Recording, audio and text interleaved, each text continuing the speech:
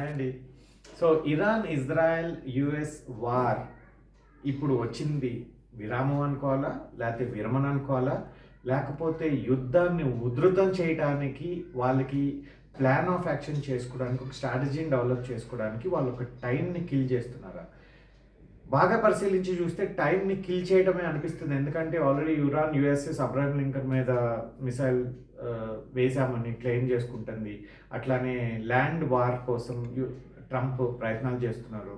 But ఈ మధ్యలో దీనికి కొంత టైం కావాలి కాబట్టి అసలు అక్కడికి రాని అంటే ఎవరు ఒప్పుకోలేని ఇటు ఇరాన్ ప్రతిపాదనలు యుఎస్ ప్రతిపాదనలు ఇరాన్ ఒప్పుకోలేకుండా వాళ్ళు ప్రతిపాదనలు ముందు పెడితే దీన్ని మనం ఏమనుకోవాలి?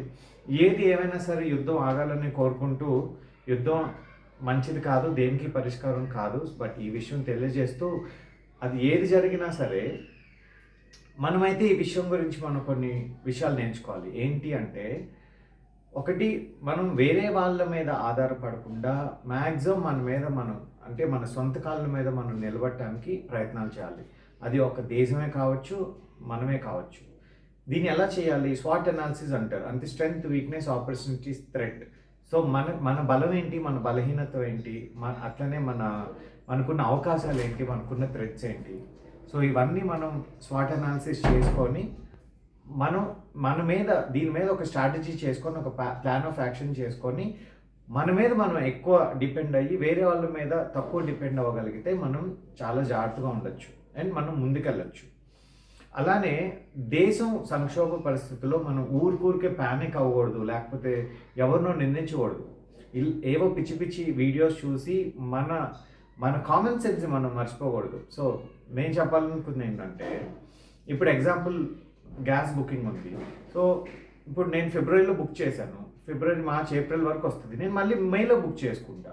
నేను ప్యానిక్ అయ్యి నేను ఇప్పుడు మార్చ్లో ఉన్నా కాబట్టి మార్చ్లో బుక్ చేసుకురాను అనుకోండి, మార్చ్లో అవసరం ఉన్న వాళ్ళు బుక్ చేసుకోలేరు కదా. సో కాబట్టి మనందరం ఒక ఫ్యామిలీ. దేశం అంటే మట్టి కాదు మనుషులు అని అన్నారు కదా గురజాడ అప్పారావు గారు. అలానే మనందరం మనుషులం. సో మనందరం ఒక కుటుంబం. మనం ఏం చేయాలని అంటే ప్యానిక్ అవ్వకుండా ఉన్న పరిస్థితులను అర్థం చేసుకొని, మన పరిస్థితి ఏంటి, మే వరకు ప్రాబ్లం లేదు కాబట్టి నేను మార్చ్లో బుకింగ్ చేయను. మార్చ్లో అవసరం ఉన్న వాళ్ళు బుకింగ్ చేసుకుంటారు. మళ్ళీ మేలో నేను బుకింగ్ చేసుకోను. మళ్ళీ మేలో నాకు అవసరం ఉంది నేను బుక్ చేసుకుంటా. మేలో అవసరం లేని వాళ్ళు బుక్ చేసుకోవద్దు. అలా ఒకరికొకరు మనం అడ్జస్ట్ చేసుకోవాలి. పెట్రోల్ ఇష్యూ ఉంటే ఓకే, మెట్రోలో వెళ్ళగలిగితే మెట్రోలో వెళ్దాం, బస్సులో వెళ్ళగలిగితే బస్సులో వెళ్దాం, తప్పని పరిస్థితుల్లో బండి తీద్దాం. ఇలా మనం ఏంటంటే మన దేశాన్ని సంక్షోభంలో ఉన్న టైంలో మనం ముందుకు తీసుకెళ్లే ప్రయత్నం చేయాలి. కానీ ఏవేవో వీడియోలు చూసి అనవసరంగా ప్యానిక్ అవ్వద్దండి. కాబట్టి ఈ ఇజ్రాయెల్, ఇరాన్, అమెరికా వార్ని ఈ వార్ ద్వారా మనం నేర్చుకోగలిగిన పాఠాలు నేర్చుకొని మన దేశాన్ని ఐక్యంగా ముందుకు తీసుకెళ్లే ప్రయత్నం చేద్దాం. Thank you.